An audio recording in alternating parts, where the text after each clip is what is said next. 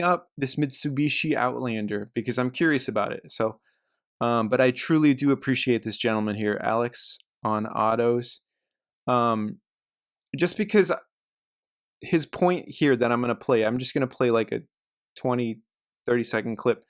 But his point I agree with, because, you know, when you look at this and when people say that this vehicle doesn't have enough power, I think back to my childhood and my friend who had a I think it was a 98, 99. I don't remember the exact year.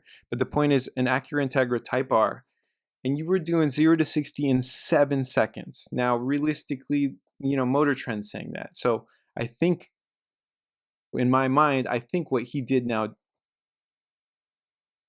Ed, don't quote me on this or get mad, but I think you did it in 7.9 seconds. So all I'm saying is, if you grew up in the 90s, an Acura Integra Type R was doing 0 to 60 in 7.9 seconds because you were doing it with a manual transmission.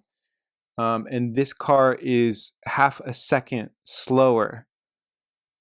That's shocking to me. That's shocking to me as someone who's been on this planet for 40 years plus.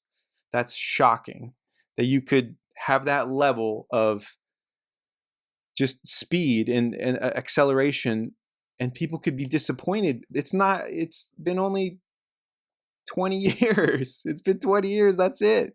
All right, let me play this. He does it. He's far better than I am. The feel is pretty good. The cabin is quiet. The fuel economy is excellent. But the lack of power is likely going to turn off a decent number of buyers. Now, a lot of folks are, for some reason, in the belief that 8.5 seconds or 8.4 seconds is unsafe. To them, I would say, remember that cars in the 1980s were lucky if they could do 0 to 60 in 11 seconds. If you find yourself in a tricky situation out on the road, accelerating out of danger is not really a thing. Braking is always going to get you to a better place. Yes. And the reason for that is that if things go really pear-shaped, even a supercar is unlikely to accelerate fast enough with your reaction time, downshift time for the transmission, etc., to truly get you out of a situation that you couldn't also resolve by simply slamming on the brakes and stopping in 110 to 115 feet, something that this vehicle is eminently capable of.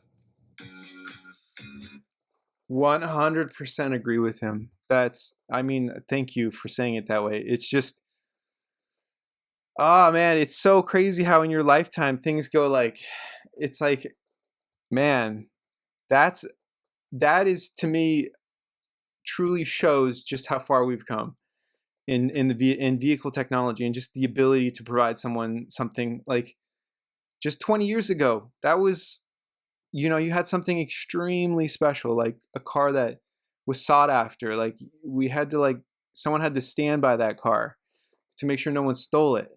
That's how special that car was. And now you're half a second slower, and great in every way. I think that's my opinion. I haven't finished this video though. All right, I'm gonna stop. I'll talk to you later. Bye. Oh, my back.